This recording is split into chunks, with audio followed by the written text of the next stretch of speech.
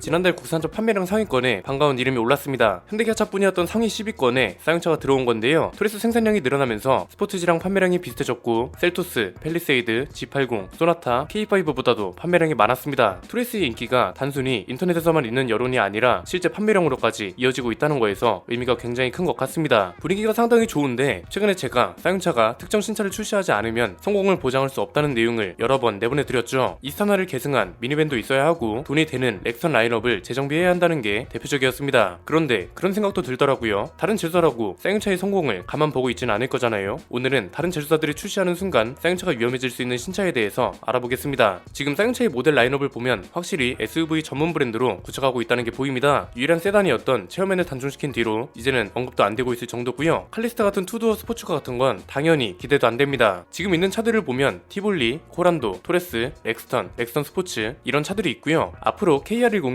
코란도를 대신하고 토레스 전기차가 나오고 토레스 픽업 트럭도 나올 겁니다. 그리고 제가 말씀드렸던 이스타나를 개성하는 미니밴도 어떤 형태로든 나올 겁니다. 원래 쌍용차가 코란도 투리스모 후속작을 개발하다가 말았잖아요. 그래서 사실 신차 계획만 보면 탄탄대로일 것 같긴 한데 불안 요소가 좀 있습니다. 현대차도 아니고요. 기아가 쌍용차를 제대로 위협할 것 같습니다. 이건 단계별로 설명이 가능합니다. 첫 번째는 단기적인 위협입니다. 이건 기아가 출시 예정인 픽업 트럭의 문제입니다. 렉선 스포츠 라인업을 위협하게 되겠죠. 이게 진짜 중요한 이유가 토레스가 지금 주목을 받고 있어서 그렇습니다. 사실 쌍용차의 주력 모델은 렉선 스포츠 라인업입니다. 판매량이 꾸준히 많은 것뿐 아니라 기본적으로 가격대가 좀 높은 차라서 마진도 충분히 남길 수 있는 차입니다. 그런데 이 차의 판매량이 위협받는다? 쌍용차한테는 비상이죠. 지금 토레스 하나만으로는 뭘 할 수가 없습니다. 이미 잘 팔리고 있기는 하지만 토레스의 역할은 어디까지라고 말씀드렸나요? 점유율을 높이고 쌍용차의 이미지를 바꾸는 정도까지죠. 적자를 해결할 수 있거나 회사 운영 비용을 막대하게 벌어들이거나 하기에는 한계가 있는 차라고요. 그래서 렉선 스포츠나 렉선 스포츠 라인업을 재정비할 필요가 있다고 한 거였습니다. 기아가 움직이기 시작했습니다.